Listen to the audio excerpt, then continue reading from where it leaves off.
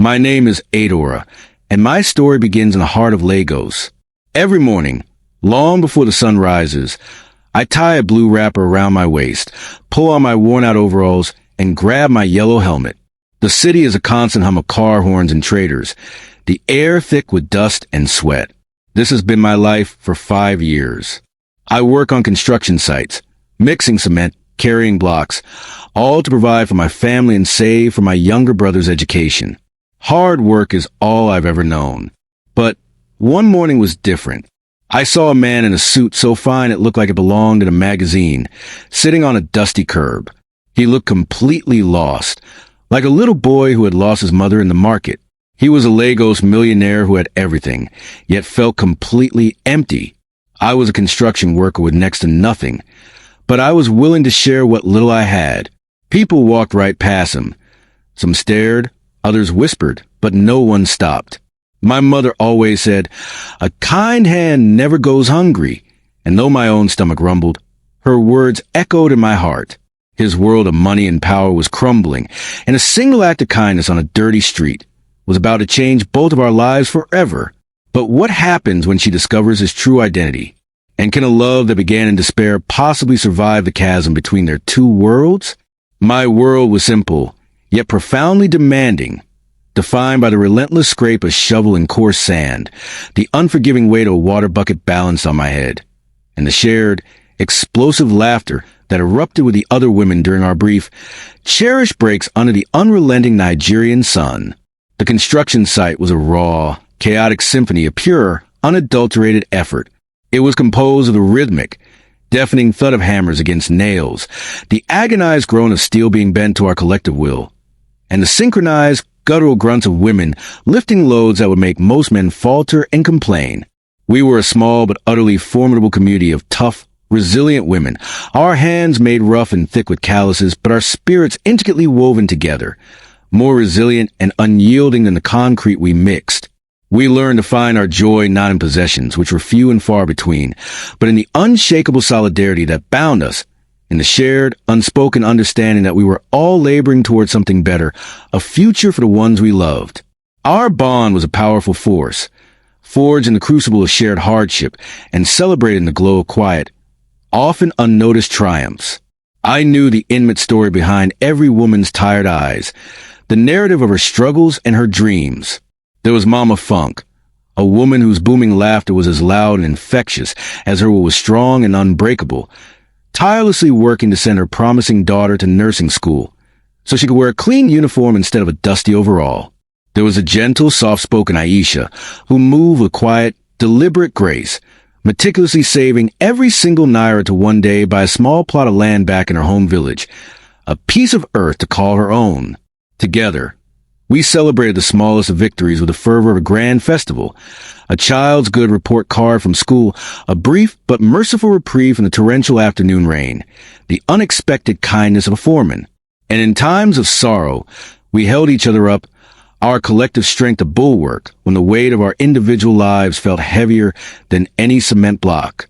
These women were my truest family, our shared midday meals of cheap bread and groundnuts, a veritable feast of deep, abiding camaraderie. Our joy was a stubborn, beautiful flower determinately growing the cracks of drying concrete, a vibrant testament to our collective refusal to be broken by our difficult circumstances. At the very center of my own world, the unwavering axis around which my entire life revolved, was my brilliant younger brother, 𝐿𝐴𝐻𝐿. He was a silent, profound reason for persistent ache in my lower back and the hard, permanent calluses on my hands. Every drop of my sweat was a prayer for his future. I was fiercely determined that he would hold a pen instead of a shovel, that he would build a magnificent life with the undeniable power of his intellect, not with the grueling strain on his back. I would return home each evening, a ghost coated in a thick film of dust and grime, and find him hunched over his worn school books by the dim, flickering light of a single kerosene lamp, his focus so absolute it seemed to create its own gravitational pull. His dreams of becoming an architect, of designing the very kinds of magnificent buildings I only helped construct from the ground up, were my dreams. Every single block I carried felt like a concrete, tangible step towards his future, and in the vision of his success, I saw the ultimate redemption of my own immense sacrifices.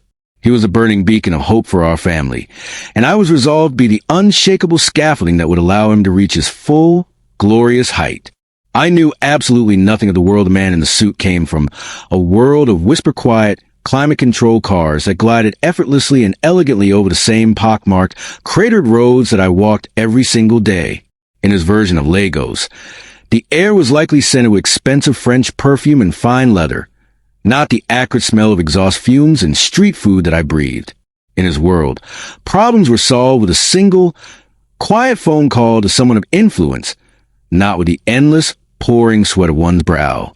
In my Lagos, extreme, unimaginable power and desperate, grinding poverty exist side by side, a paradox on every street corner, but they rarely ever touch. They are separated by an invisible but utterly impenetrable wall of darkly tinted glass, towering security gates topped with barbed wire and stoic, unsmiling private security guards. Men like him were nothing more than fleeting shadows that passed behind these windows, ephemeral figures of myth and legend, discussed in hushed, envious tones by people like me. They were the big men, a species entirely apart, whose lives were as distant and alien from mine as the surface of the moon. They were meant to be untouchable, their realities carefully buffered by countless layers of wealth, privilege, and influence that were supposed to make them completely immune to the raw, unfiltered, and often brutal struggles of the city. Their problems, I had always imagined, were abstract, high-minded concepts like fluctuating stock prices, corporate takeovers, and distant business rivals, not the visceral, gut-wrenching fear of a child burning with fever in the middle of the night or the gnawing anxiety of an empty pantry. The very idea that one of them could be brought so low, stripped of protective, invisible armor, and left utterly vulnerable on a public street, was simply unthinkable. It defied the natural order of our city. They were certainly not supposed to be found broken, alone, and weeping uncontrollably on a crowded street corner in my part of town, a place where the only currency that truly mattered was raw resilience and the unpredictable kindness of strangers. As I instinctively and inexplicably moved toward him, my co-workers immediately called out, their voices a sudden, sharp chorus of practical and urgent concern that sliced through the morning air. Adaora, leave him alone. He is one of the big men. They have their own people to solve their own problems. Mama Funk warned, her voice sharp with the hard-earned wisdom of someone who knew the city's unspoken, dangerous rules of engagement between the rich and the poor. Another woman added urgently, her hand grabbing my arm, don't bring that kind of trouble upon yourself. You have no idea what he's involved in. His trouble is not our trouble, and you have 𝐖𝐡𝐚𝐭 to think about. Their words were not cruel or uncaring. They were laced with deep, protective fear that I understood completely in the marrow of my bones. In our world, interacting with the powerful was a gamble, a risk we couldn't afford to take. It could lead to dangerous misunderstandings, false accusations, or far, far worse.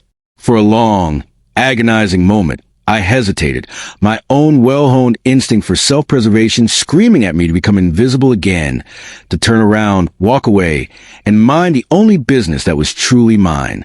But I couldn't. I simply could not walk away. I took a few steps closer, and my eyes moved past the impeccable, expensive cut of fabric and the lingering aura of immense wealth that clung to him like a second skin. His tailored suit, which probably cost more than I earned in a year, was torn badly at the knee, a jagged, ugly rip in the otherwise pristine material, revealing a bloody scrape beneath. His once crisp white shirt was stained with grime and what looked like motor oil, a dark, desperate smudge across the cuff, as if he tried frantically to wipe away dirt or perhaps even blood from his hands. And his broad shoulders, which seemed as if they were built to carry the weight of empires, were shaking with silent, racking sobs that he was desperately and unsuccessfully trying to contain.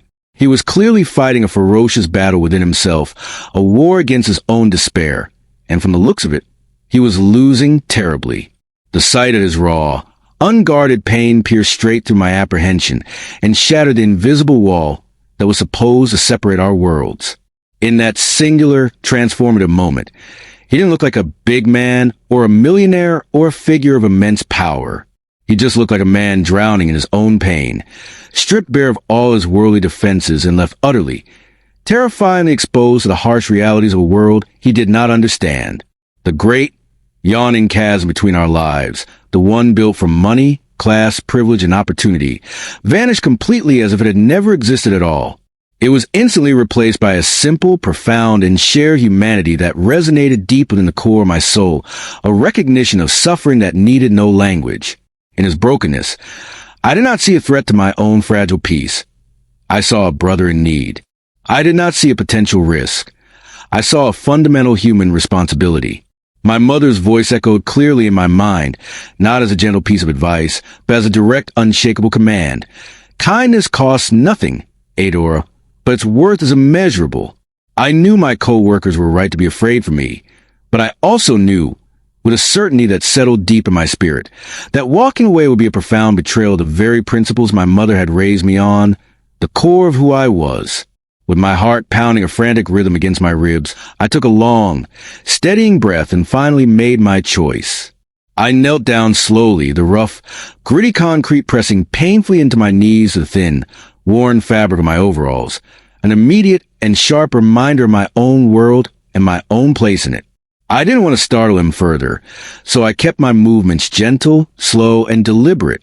I was now at his level. Two people kneeling on the dusty ground, the cacophonous noise of the Lagos morning rush hour seeming to fade into a distant, unimportant hum. Everything that was supposed to make us different, his expensive suit, my dirty overalls, his unimaginable wealth, my stark poverty, felt utterly and completely irrelevant in that space. All that mattered, the only thing that was real, was the raw, undeniable anguish that was etched onto every line of his face. "Brother, are you okay?" I asked softly, my voice barely more than a whisper, but seemed to cut through his private hell. The word brother felt natural, unforced, the only title that could possibly fit the profound and sudden sense of connection I felt. He looked up sharply at the sound of my voice, and his eyes, red-rimmed and filled with a depth of despair I had never witnessed up close, widened in utter shock. It was a look of pure, unadulterated astonishment, as if he couldn't believe someone from my world had not only noticed him, but had actually spoken to him, that someone had truly seen him in his broken and pathetic state. For a long, silent second, he just stared at me, his face a mask of disbelief. Then his fragile composure finally shattered completely, like a pane of glass struck by a stone. "Please," he whispered, his voice cracking with a desperate combination of exhaustion, shame, and a sliver of hope. "I need help." He explained his harrowing story in broken, disjointed fragments, the words tumbling out of him as if the act of telling itself was a painful, humiliating ordeal he could barely endure. His luxury car, a magnificent machine designed specifically to insulate him from the harsh realities of the world, had broken down miles back on a poorly maintained road. As he stood stranded and utterly clueless on the roadside, a group of opportunistic men had swarmed him, their movements a terrifying, predatory blur. In a flash of chaotic motion, they had snatched his phone, his wallet containing all his cash and credit cards, and his ridiculously expensive gold watch. Every single item that connected him to his world of power, control, and privilege. He was left utterly helpless, a king without a kingdom, adrift in a city he foolishly thought he commanded. He admitted with a tone of profound, lingering disbelief that it was the very first time in his entire adult life that he had ever felt truly, completely powerless. And the shocking, raw experience had shattered his perception of himself and his world. Seeing a small, still bleeding cut on the back of his hand, likely from the desperate, futile struggle for his possessions, I reached for my personal water bottle without a second thought. It was all I had to offer. I unscrewed the cap and poured a little of the precious, clean water onto my only clean handkerchief, a small, frayed piece of fabric I usually save for wiping the constant sweat from my brow during the hottest part of the day, and gently began to clean the wound. He flinched visibly at my touch, not from the sting of the water on his skin, but from the sheer, shocking unexpectedness of the compassionate gesture. It was clear that this kind of simple, human contact from a stranger was entirely foreign to him. I offered him the rest of the water in the bottle, and he took it with a hand that trembled uncontrollably, drinking deeply like a man who had been lost in the vast Sahara Desert for days. In that simple, shared moment, he wasn't a master of the universe or a Lagos big man. He was just a thirsty, frightened man, profoundly grateful for a simple drink of water from a poor construction worker. I helped him slowly to his feet, and his body was surprisingly heavy, as if it were weighed down by something far greater than just physical exhaustion. "Come," I said, my voice intentionally steady and calm, trying to project a confidence I hoped would be contagious. "I will walk with you to the main road, where you can safely get a taxi. It is not far from here." He was mostly quiet as we walked, a strange and palpable mix of profound, unspoken gratitude and deep, burning embarrassment radiating from him in waves. He kept his eyes fixed on the dusty ground, as if he were too ashamed to look at the world that had so thoroughly and easily defeated him. Or perhaps he was too ashamed to look at me, the woman from the very bottom of its unforgiving hierarchy who was now his unlikely savior. The contrast between his expensive, torn suit and my dirt-caked overalls as we walked side by side must have been a sight to behold. I didn't ask for his name, and he didn't ask for mine. It felt safer and simpler that way. We were two anonymous strangers, bound together by a single, shared moment of crisis and kindness. The silence between us, however, was heavy and thick with all the things we weren't saying about our two different worlds. To fill that uncomfortable void, and perhaps to reassure him that he was safe with me, I began to talk. I told him about my life on construction site, about the incredible strength and infectious laughter of the women I worked with, and I spoke at length about my brother 𝐿𝐴𝐺𝐻's singular dream to become an engineer, to one day design and build beautiful, towering things. I spoke of a life filled with relentless hard work, but also one that was rich with purpose and community, a life that was incredibly difficult, but also fulfilling in ways he probably couldn't possibly comprehend with his money and power. As I spoke, filling the space between us with the details of my humble life, a subtle but definite change came over him. He slowly lifted his head, and his gaze shifted from the dusty ground at his feet to my face. He was looking at me, really looking at me, for the first time, not as a lowly laborer or a faceless member of the city's struggling masses, but as a person, an individual with a story, a life, and a heart. A flicker of something I couldn't quite name, admiration perhaps, or a deep sense of wonder, passed through his tired, red-rimmed eyes. When we finally reached the busy, chaotic main road, with its blaring horns and endless river of yellow taxis, he turned to face me fully. "Thank you," he said, his voice heavy with profound meaning that I didn't yet understand. "I will not forget this." He flagged down the first taxi he saw, got in without looking back, and was swallowed by the traffic, leaving me standing on the edge of the road, feeling as though I had just woken from the strangest, most vivid dream. I watched the yellow taxi disappear into the thick, smoggy chaos of Lagos traffic, fully and completely believing that our paths would never cross again. He was a man from another universe, a fleeting character in a story I would tell my friends, and I was sure I was just a minor footnote in a single, terrible day of his privileged life. I returned to my work, to the familiar, aching weight of concrete blocks and the comforting, easy chatter of my friends, the strange encounter on the curb already feeling like a distant memory, a story I might one day tell my children. But a few days later, a clean, simple car, nothing like the ostentatious luxury vehicle he must have owned, pulled up beside our dusty work area. A man in plain blue jeans and a simple t-shirt got out, and it took me a long, confused moment of staring to recognize him. Without the fine suit and the oppressive air of desperation, he looked like an entirely different person, younger, far more relaxed, and infinitely more approachable. He introduced himself simply as Chijioke, a common name that gave nothing away. He didn't offer a last name, a business card, or any other details about his life of immense wealth. He just explained with a shy, almost boyish smile that he brought food and drinks for all the workers as a small token of his immense and unending gratitude for the help he had received. He had brought several large bags filled with savory meat pies, cold sodas, and bottles of clean water for everyone on the site. The other women were stunned into a collective silence, their initial suspicion and pointed warning from days before melting away into surprised, cautious delight. This single, thoughtful act of returning with a gift for everyone, not just for me, spoke volumes about his character. It was a profound gesture of respect for our entire crew, a genuine acknowledgement of the world he had so violently and unexpectedly stumbled into. This became a new and unexpected rhythm in our week, a regular occurrence that we all began to look forward to. He started visiting the site often, always under clever guise of being a small-time businessman who was simply and genuinely fascinated by the complex process of construction. He would arrive in his unassuming car, always dressed in simple clothes that soon became smudged with the same red dust that permanently covered all of us. He would sit with me on a rough stack of cinder blocks during my short lunch break, sharing the food he brought for everyone and asking me questions with genuine, unpretentious curiosity that completely disarmed everyone, especially me. He wanted to know about the precise ratio of water to cement, the time-honored technique for laying a perfectly straight line of blocks, and the way we sang old folk songs in unison to make the heavy, repetitive lifting feel lighter and more bearable. These visits became the undisputed highlight of my grueling week, a quiet, peaceful space of human connection in a life that was otherwise defined by relentless, backbreaking labor.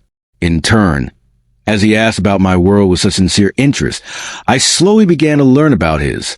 He never spoke of his wealth or his business empire, but instead, he talked about the profound, soul-crushing loneliness that had followed him like a shadow his entire life.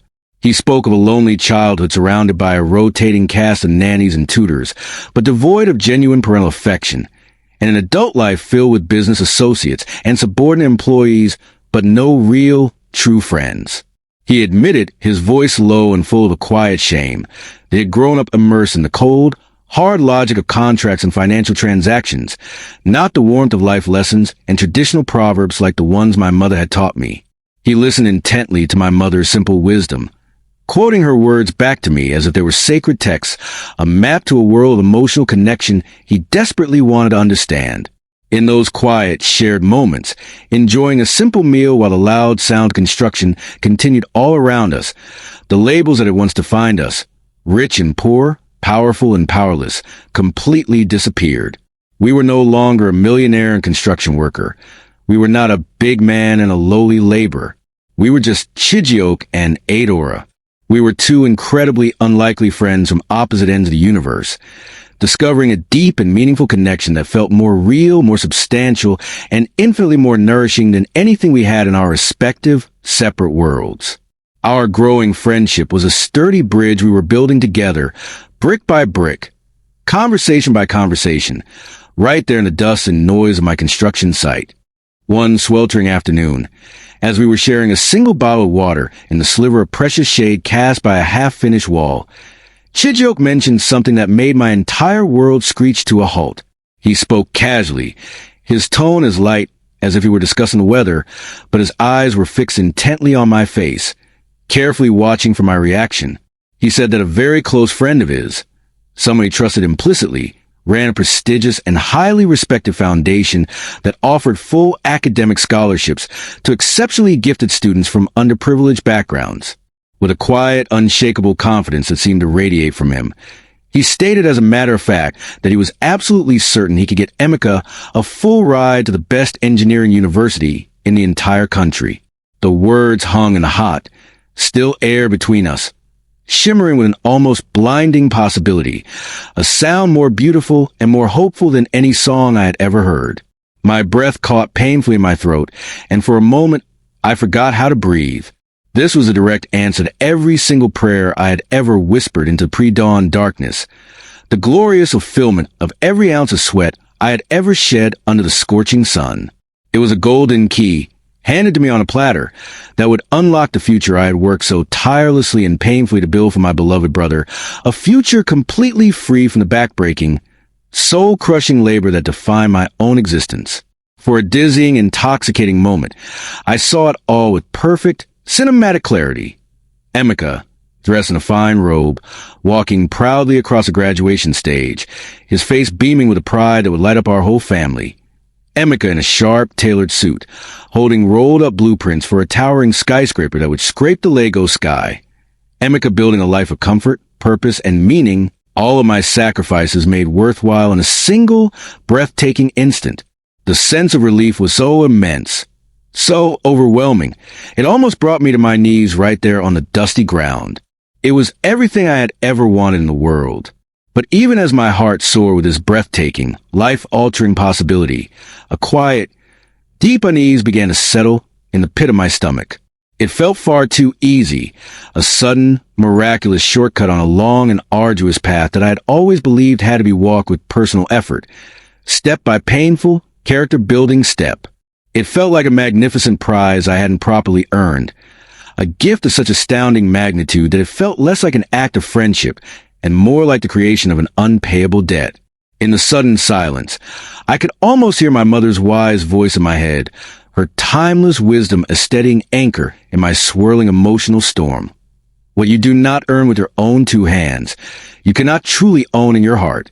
This incredible, miraculous opportunity felt like a gift to me, a way for Chijioke to repay my kindness to him, and not an opportunity that 𝐖𝐚𝐭 was earning for himself through his own undeniable merit and relentless hard work. It felt like a transaction, and our friendship was something purer than that. The internal battle that raged within me was fierce and consuming. One part of me, the practical, pragmatic part, screamed at me to accept the offer immediately, to seize this once-in-a-lifetime chance and secure my brother's future beyond any shadow of a doubt. It was a logical choice, the sensible thing to do for my family. But another, deeper part of me, the part that had been shaped by my mother's unwavering values and my own years of thankless toil, resisted with all its might. My pride was not rooted in my poverty, but in my hard-won self-reliance. My ultimate dream for 𝐖𝐚𝐭 wasn't just that he become successful, but that he become a man who understood and respected the profound value of earning that success. Accepting this incredible offer felt like it would somehow diminish his eventual triumph, making it a product of my connection to a wealthy man rather than a direct result of his own brilliance and perseverance. He had to be the architect of his own destiny. I took a deep breath, the dusty, hot air filling my lungs, and looked at the man who had inexplicably become my closest and dearest friend.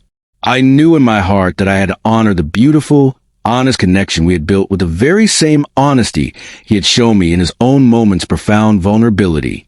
"Thank you, Chijioke," I said, and my voice was filled with all the genuine, overwhelming gratitude that I truly felt. "That is the kindest, most generous offer I have ever received in my entire life, and I will never forget it." I paused, gathering the strength to say what I knew I must. But 𝐖𝐚𝐭 must earn his own way.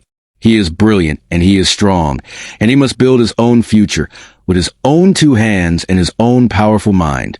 Your friendship, Chijioke, is the greatest gift you could ever possibly give me, and believe me, it is more than enough. As I finished speaking, I watched as a slow, incredibly genuine smile spread across his face.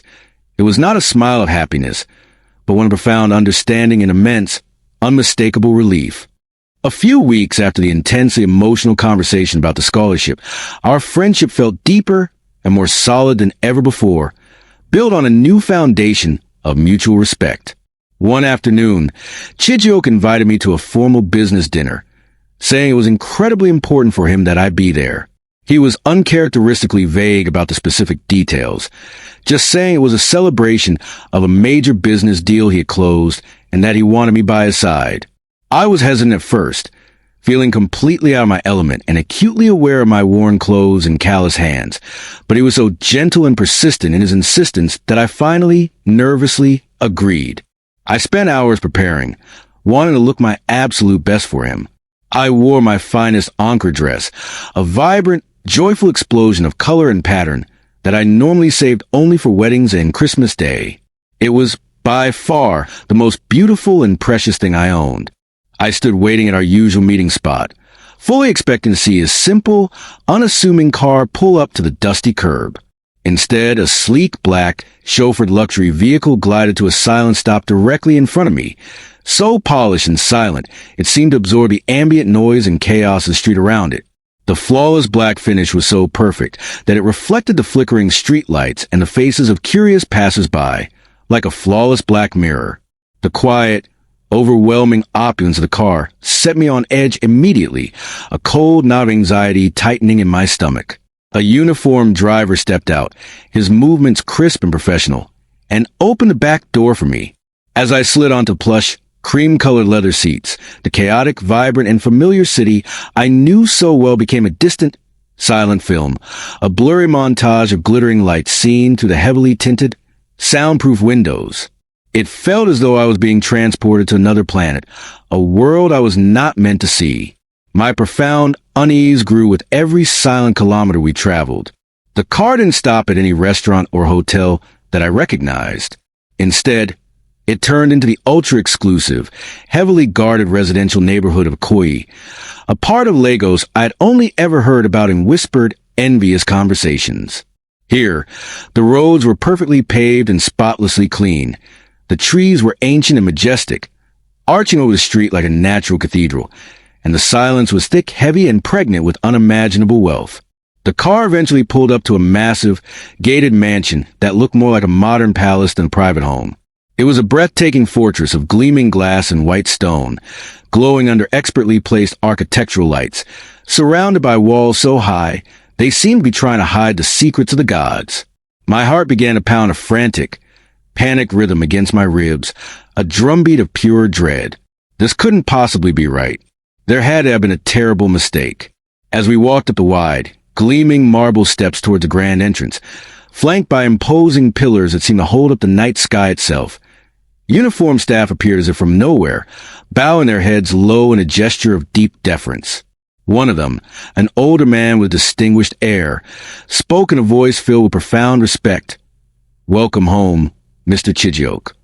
I froze mid-step, the words hitting me with the force of a physical blow, knocking the air from my lungs.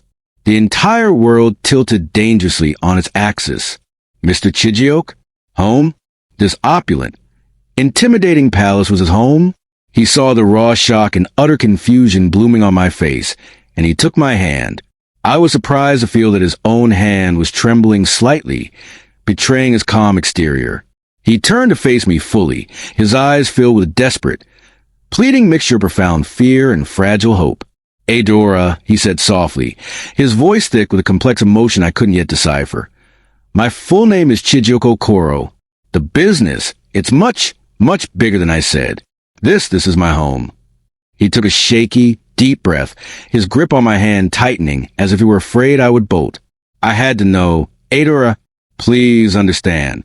I had to know if someone, anyone, could see the man and not the money. You did. You saw me when I had nothing, when I was nothing, and you didn't ask for a single thing in return." For a long, agonizing moment, I was completely speechless, paralyzed by the sheer, unbelievable scale of his deception. A hot, violent flash of pure anger surged through me, so powerful and blinding it made me feel dizzy. He had lied to me. Our entire friendship, the simple, honest, and beautiful connection that I had treasured more than anything else in my life, suddenly felt like a cruel, elaborate, and deeply humiliating deceit. Every shared meal on the dusty cinder blocks, every quiet, vulnerable conversation, every moment of shared laughter and understanding, was it all just a lie? Was this all some twisted, perverse social experiment for a bored, wealthy man looking for a new and exotic kind of entertainment? The thought was a physical blow, and I felt the beautiful, sturdy bridge of trust we had built together crumble instantly into dust. My hand went limp and cold in his. I looked up at him, my body trembling with rage, ready to unleash all of my accumulated hurt and righteous anger, ready to tell him that he was no better than the arrogant men in their tinted cars who drove past people like me every single day without a second glance. But as my eyes met his, the furious, bitter words died in my throat. I didn't see a smug, arrogant millionaire enjoying his grand, dramatic reveal. I saw the exact same lost, terrified, and broken man I had found weeping uncontrollably on that dusty curb all those weeks ago. His immense wealth was a fortress, yes, but his eyes were still the open, unguarded windows to a deeply and profoundly lonely soul. In them, I saw the same friend who confessed his soul-deep loneliness to me with a painful, raw sincerity that could not possibly have been faked. No one could act that well. In that single moment of charged, deafening silence, standing in the cold, cathedral-like entrance of his magnificent mansion, I realized the profound and tragic truth of his situation. The expensive suit he wore the first day we met was a costume, a symbol of a life of power and expectation that he clearly felt trapped in. But the simple jeans and t-shirt he wore to the construction site were a costume, too. They were the clothes he put on in a desperate, clumsy, and heartfelt search for something real, something authentic, something that his mountains of money could never buy. He hadn't been playing a cruel game with me. He had been trying to save his own life, to find one person in the world who would see him, the real him, the man buried deep underneath all the naira. My anger melted away as quickly and as suddenly as it had come, replaced by a powerful wave of overwhelming empathy that washed over me, calming the violent storm that had been raging inside. He had lied about his wealth, a lie of omission that was vast, shocking, and hurtful. But he had been brutally, painfully honest about his poverty of spirit, and in the grand scheme of things, that was a far more important and meaningful truth.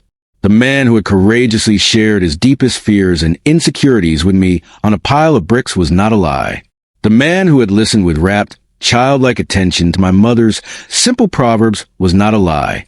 The man whose face had lit up with unmistakable, profound relief when I insisted that my brother must earn his own future was not a lie.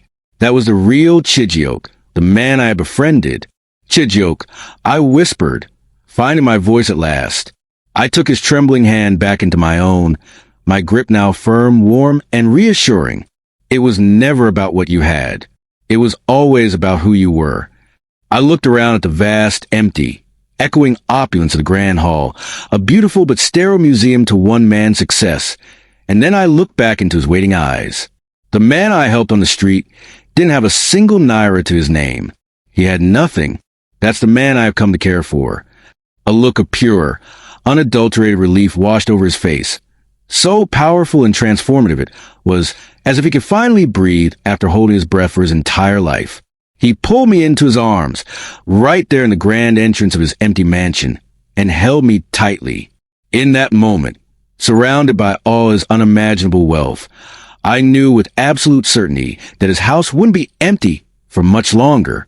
Sometimes the greatest love stories don't start in palaces, but on the dusty roads of life. What do you think? Can true love really bridge a gap so wide? Let me know your thoughts in the comments below. For more stories that inspire and touch the heart, don't forget to like this video and subscribe to the channel. My name is Adaora. I didn't marry a millionaire. I married Chijioke, a man who lost his way and was found by a woman who had only ever known hers. Together, we learned that true wealth isn't measured by what you have in your bank account, but by what you are willing to give from your heart. Love can build a bridge between the most unexpected places, creating a better future not just for two people, but for everyone they touch.